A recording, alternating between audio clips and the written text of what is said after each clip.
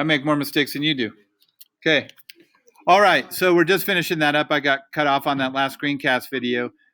We took this transaction for $30.57 to the airport gift shop, which is a DBT on April 8th, which we did not find in our check register, and wrote it into our check register. So now what we need to do now is what? Yeah, now that we got it accounted for, because we just wrote it in the check register, we now go check, and then come down here and go check. Okay, now we also have a transaction here in the checking register, I'm sorry, the statement for 50 cents, a deposit on 4/30 that says share dividend. What do you guys think a dividend is? Okay, that's what you got for interest. This is an interest-bearing account. So if you hear a dividend on a checking account or a savings account and they're made as a deposit, that's the interest you got on the money you had in the account. It's called a dividend. All right, so we're going to say that that was, how much was it? Where do I put it? Left column or right column? Left column. Why left column? It's a deposit. It's a positive. So let's put 50 cents there. The date's 4/30.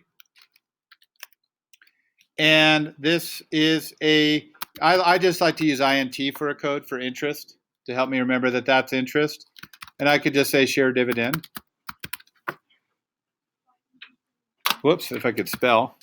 Okay, now I take the 583.21, and now what do I do to that? Oh, it's 583 what? 52? Yeah. So it's 584.02. No, the first one, 583 what?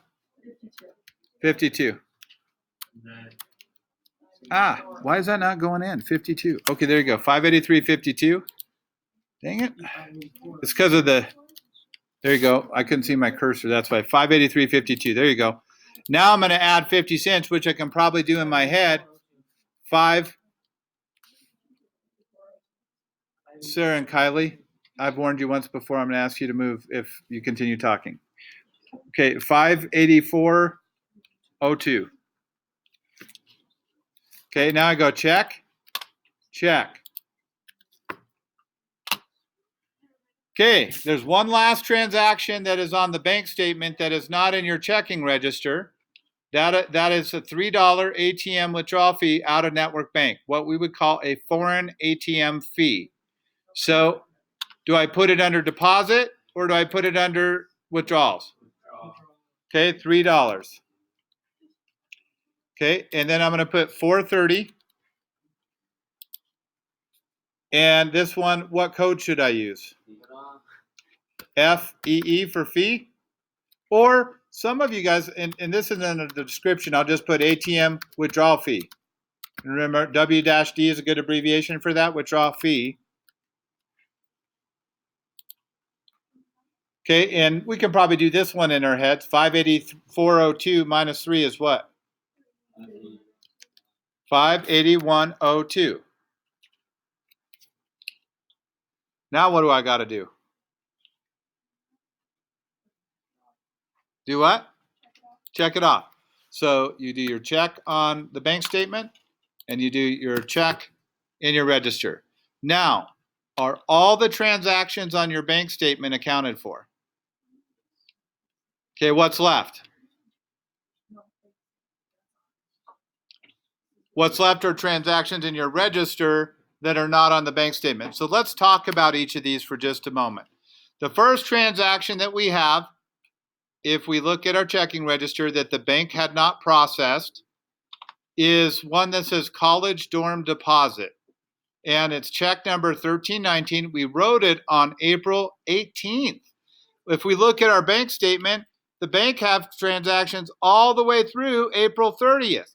So why is a check that we wrote on April 18th for check 1319 for the college dorm deposit for $350, why is that not showing up over here on the bank statement? Right? Yeah, a lot of businesses don't deposit checks every day. So, like, I got a cleaning lady, and because I've got bad allergy, I can't talk. Sometimes she'll do it like twice a month.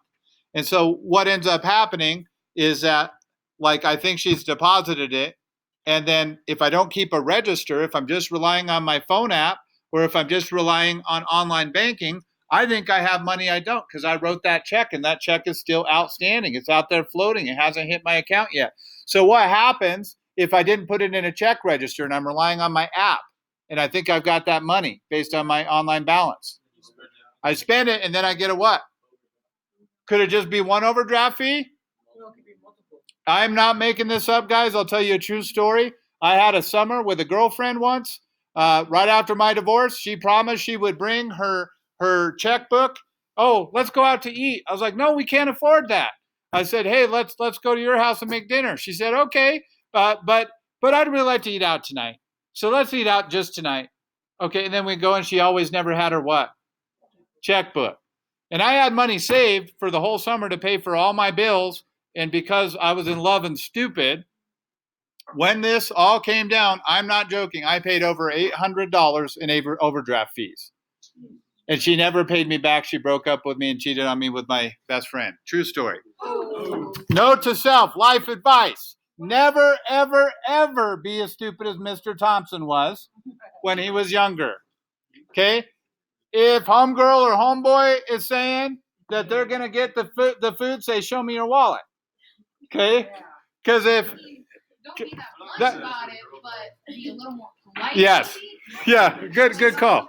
Good call. Yeah. It is a true story. I was dumb. But hey, does love make you stupid? Yes, love makes you stupid. It makes you just dumb as a box of rocks. In fact, just an aside, brain scientists will say that when you are in love, when you're infatuated and you've got dopamine rushing through your brain, the brain scientists liken it like it looks like your brain is on drugs, or you have schizophrenia, one or the other. It looks just like a schizophrenic brain. So just remember, Mr. T told you, when you're in love, you're stupid. So be aware. When your friends say, hey, you don't see this about this person, and it's clear to them and you can't see it, you should listen to your friends. They've got your back. Okay? All right. True story, Miss Green? Yeah, in life in general, is that good life advice? When you are in love, when you're Twitter pated, are you stupid? Do you make bad choices? Maybe. Okay. Okay. All right, guys. So that first one, that April 18th of the college dorm deposit, the college just hasn't deposited it yet. So if we go back down and look at the next one, whoa, dude, check this out. April 20th, dude. Okay, we got a deposit for $1206.78. Okay, so that for $1206.78 that just went through. Why would the bank not have that? That's April 20th. Something is wrong. So does that mean the bank probably took your deposit and put it in somebody else's account? Yes. Yeah. So what happens if the bank made an error and did that, and then you go to spend money thinking you've got your deposit put in the bank?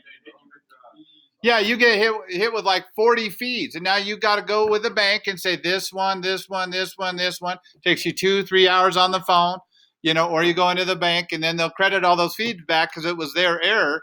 But what do you got to do the moment you catch this? Call the bank. This is why Mr. Thompson's advice to you is to go ahead and get your receipts from all your purchases every day, go home and put them in your register every night, and just reconcile every night. So if anything's missing, you catch it right then. Because an ounce of prevention is worth a pound of cure. How many of you guys for expense tracking did it once a week? Raise your hands. How many of you guys did it every day? Raise your hands. Those of you that did it every day, A+. Okay, good job. All right, that's when you want to do it, because there it is. This has happened to me twice in my life. They took my deposit and put it in Lexi's account. And Lexi went and spent all the money, and then she didn't have it to pay it back, and then they arrested her for petty larceny, and the teller got fired. That's what happened. I'm joking.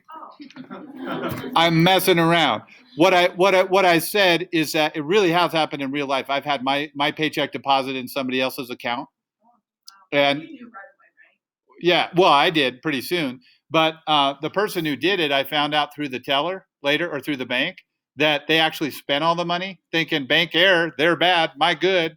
they went and spent my paycheck. And so then they had to call the police, and that person got